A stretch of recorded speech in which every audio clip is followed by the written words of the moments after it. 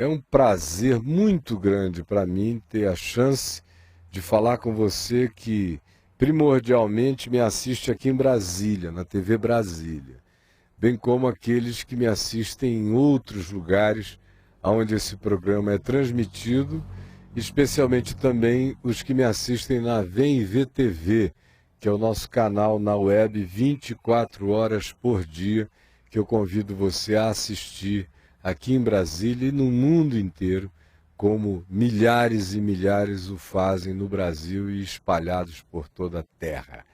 Hoje eu quero ler para a gente um texto no Evangelho de João, no capítulo 3, do verso 14 ao verso 17, que diz assim: palavras de Jesus numa conversa com um mestre, com um teólogo judeu chamado Nicodemos. E do modo por que Moisés levantou a serpente no deserto, assim importa que o Filho do Homem seja levantado, para que todo o que nele crê tenha vida eterna. Porque Deus amou ao mundo de tal maneira que deu seu Filho unigênito, para que todo aquele que nele crê não pereça, mas tenha vida eterna. Porquanto Deus enviou o seu Filho ao mundo, não para que julgasse o mundo, mas para que o mundo fosse salvo por ele. Jesus aqui está fazendo uma alusão a um acontecimento antigo, que tinha a ver com o fato de que os israelitas, enquanto peregrinavam pelo deserto, liderados por Moisés, em meio a tantas loucuras que praticaram, houve uma ocasião em que eles se entregaram à promiscuidade sexual absolutamente desenfreada. E aconteceu que, em razão daquelas práticas, Deus permitiu que serpentes abrasadoras, serpentes mortíferas, peçonhentas, invadissem o arraial dos milhares e milhares de israelitas, e eles fossem mordidos pela peçonha daquelas serpentes, pelas serpentes venenosas, e começassem a morrer. E começou uma mortandade em grande escala. E eles gemeram de dor e de angústia, e pediram socorro a Deus e a Moisés. E aí Moisés recebeu de Deus a seguinte instrução: ergue uma serpente de bronze, semelhante à serpente que está aí mordendo esses indivíduos, e põe-na numa haste, pendura-a de maneira visível diante de todo o povo. E acontecerá que todo aquele que olhar para a serpente de bronze, pendurada ali na haste, com fé, sarará da mordedura venenosa e letal que tenha recebido. E o povo fez isso, e os que creram foram salvos. Agora está aqui Jesus, já praticamente 2.500 anos depois, aludindo ao mesmo episódio e dizendo, aliás, bem mais de 2.500 anos depois, 2.500 anos em relação a mim, mas se eu zerar a contagem de Jesus para trás, ele estava fazendo referência a um episódio que teria acontecido 1.350 anos antes dele. Para nós, há, de fato, 3.250 anos atrás. Ele referia-se àquele episódio de Moisés lá no deserto. E o que aconteceu? Ele disse: assim como Moisés ergueu a serpente de bronze no deserto, assim importa que eu, o Filho do Homem, seja erguido da terra, no madeiro, na cruz. Para quê? Para que todo aquele que creia tenha a vida eterna. Preste atenção nisso. Agora, observe como o que foi feito para ser salvação para todos os homens, e continua a ser, porque quem crê em Jesus, aqui se diz, Deus não enviou o seu Filho ao mundo para que julgasse o mundo, mas para que o mundo fosse salvo por intermédio dele. Porque Deus estava em Cristo reconciliando consigo mesmo o mundo não imputando aos homens as suas transgressões, antes convidando todos os homens a se reconciliarem com ele. Isso que foi feito para a vida, olhe bem, teve o poder de se transformar num acontecimento geograficamente para a morte.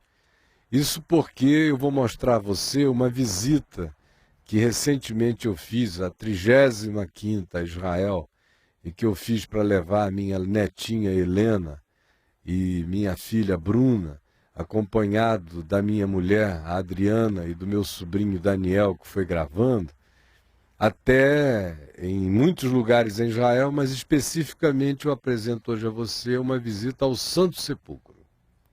O Santo Sepulcro é, arqueologicamente falando, o lugar aonde teria acontecido a crucificação de Jesus, aonde estava a tumba de José de Arimateia, aonde ele foi posto e de onde ele ressuscitou. No entanto, aquilo que um dia fora uma maravilha, se tornou uma coisa opressiva e horrorosa. Por que eu digo isso? É a semelhança do que aconteceu com a serpente de Moisés no deserto.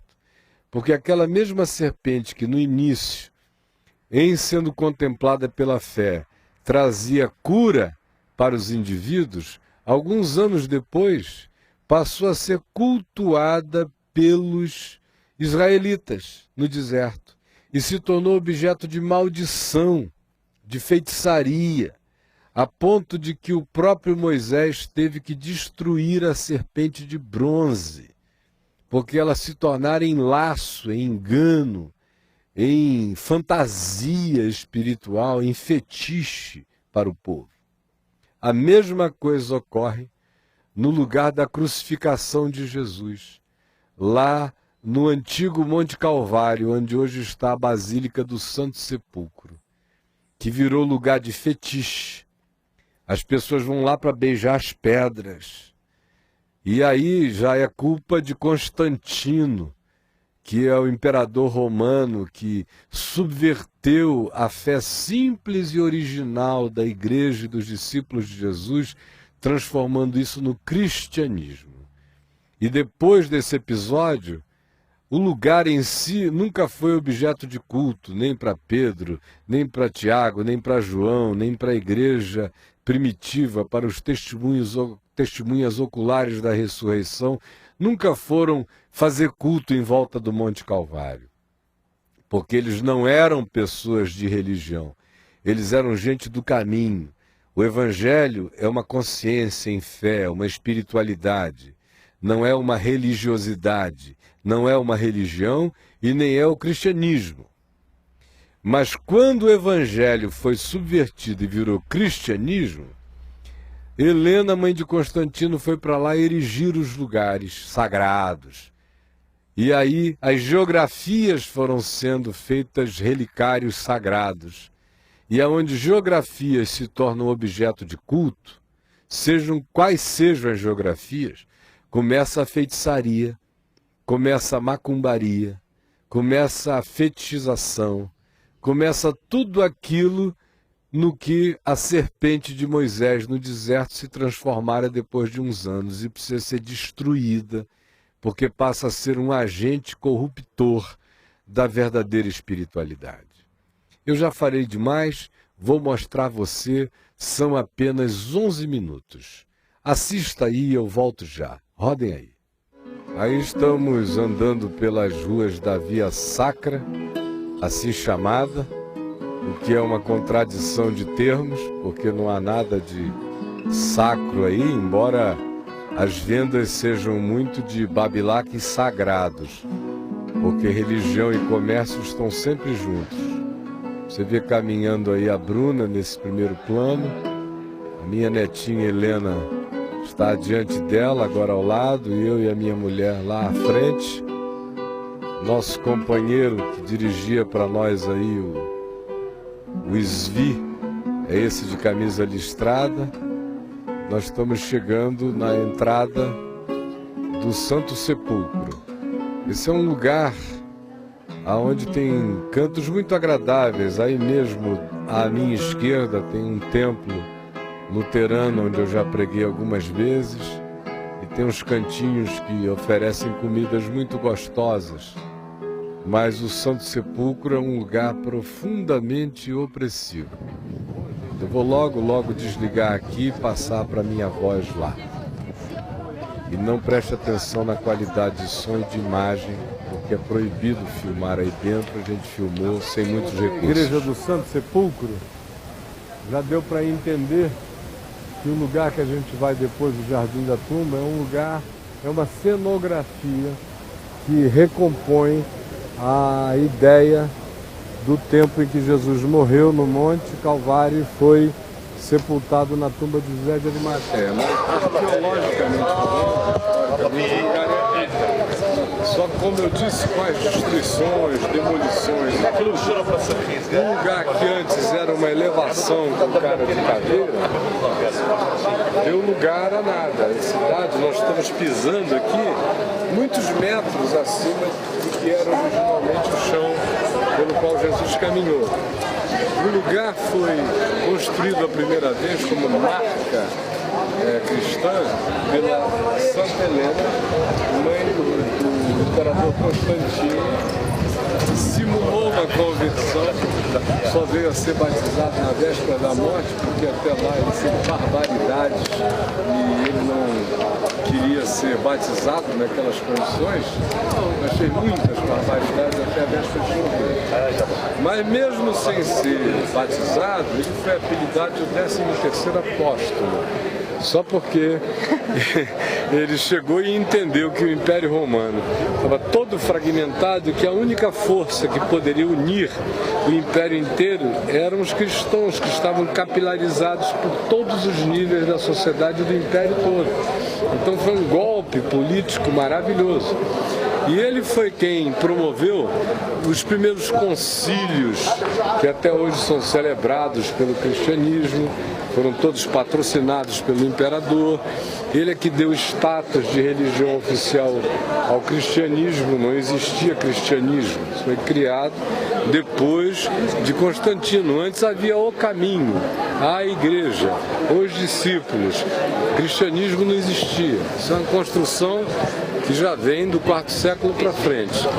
Quando ele entendeu que seria a melhor coisa para ele politicamente aderir ao cristianismo, criar o cristianismo como religião oficial, a mãe dele, que parece ter sido infinitamente mais sincera do que ele, embora pagandemente, veio para Israel procurar quais eram os lugares santos.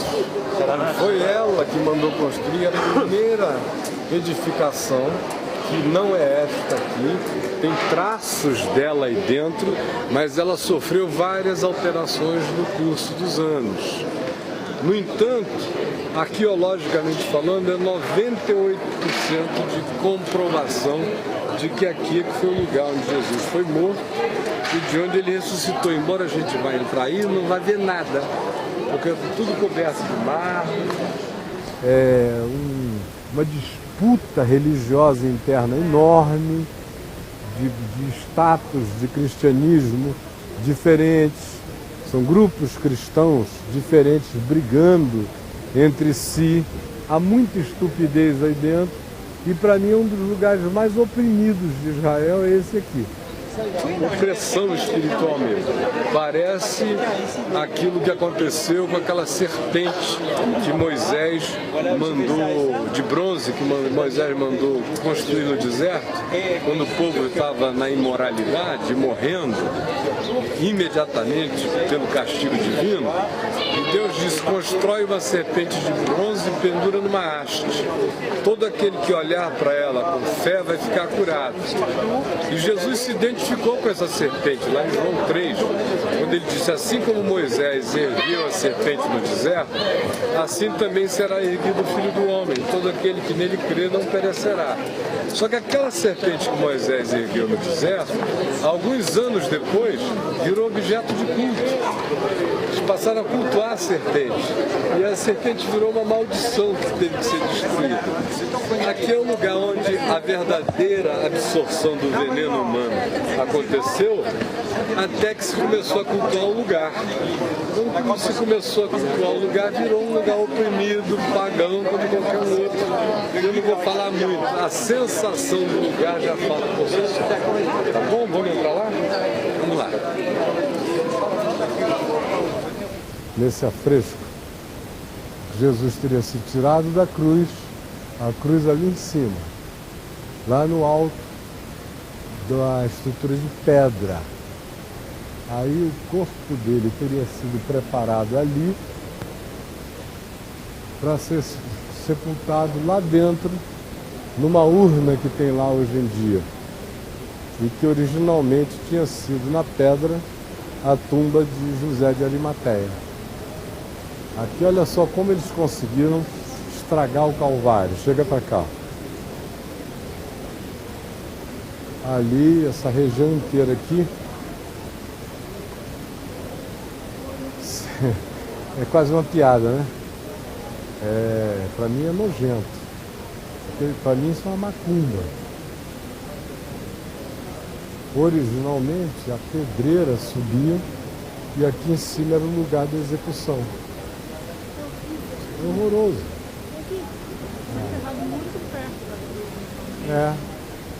No lugar onde Jesus foi crucificado havia um jardim e nele um sepulcro novo no qual ninguém havia sido posto, que pertencia a José de Arimateia. Então não diz que é num outro lugar, no mesmo. No lugar havia um jardim e neste um sepulcro novo. Dessa devoção altamente pagã ao estilo universal do reino de Deus. É uma pena enorme a ignorância das pessoas. Elas tentam imantar os objetos como se houvesse alguma coisa divina e sagrada que levassem para casa no objeto em si. E a misericórdia de Deus é grande. Você vê, Helena, como a coisa mais linda do mundo, que é Jesus, os homens conseguem transformar num espetáculo desse Cristo. Vamos andando lá, gente. É punk mesmo. Tem um nível de desfiguração do lugar tão grande que você hoje fica apenas com pedras, mas eles destruíram tudo para fazer a basílica. Quem dedica seu amor a lugares corre esse risco de ficar vindo adorar como um pagão no lugar em que histórica e arqueologicamente foi o lugar onde Jesus morreu, mas que acaba quando o anjo diz: por que buscais dentre os mortos aquele que vive? Ele não está aqui, ressuscitou como havia dito. Então fica apenas a peregrinação de almas pagãs que nunca conheceram a verdade da ressurreição. Esse é o cristianismo. Eu não tenho nada a ver com o que diz respeito ao cristianismo, só com o evangelho. Um dia você vai entender isso. Tem gente hoje que não compreende, mas que o Espírito de Deus ilumine você, não com essas velas, mas com a luz do mundo, com a luz da palavra. Porque no nosso país, no Brasil, tem gente a dessa, não apenas católicos, mas no ambiente evangélico, fazendo a mesma coisa, não acendendo velas, mas nas correntes universais. Estão espalhadas pelo mundo inteiro, ó, desde sempre. Abra o olho, meu irmão. Abra sim o seu olho, meu amigo, minha amiga.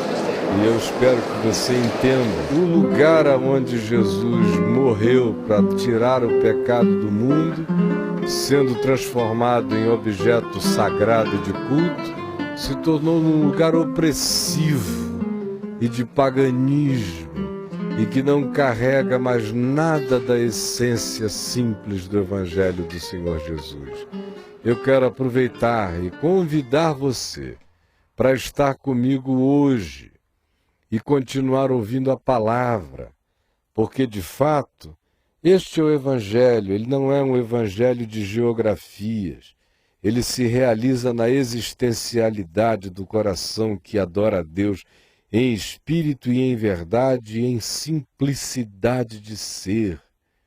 Jesus diz: e do modo porque Moisés levantou a serpente no deserto, assim importa que o Filho do Homem seja levantado, para que todo aquele que nele crê tenha a vida eterna.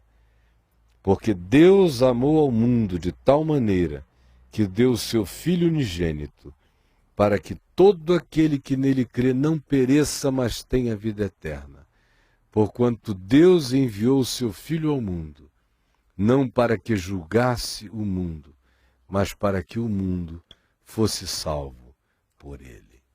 Eu quero convidar você a deixar de lado esse pacotão religioso e a crer de todo o coração simplesmente em Jesus, no Evangelho de Jesus, na pureza simples dessa fé que o Senhor Jesus ensina. O Evangelho não é uma religião, ele é caminho de vida. É caminho interior que se manifesta em amor nas exterioridades do nosso ser. E tudo que pretenda transformá-lo numa relíquia vai paganizá-lo, vai perder o seu sentido, vai perder o seu significado.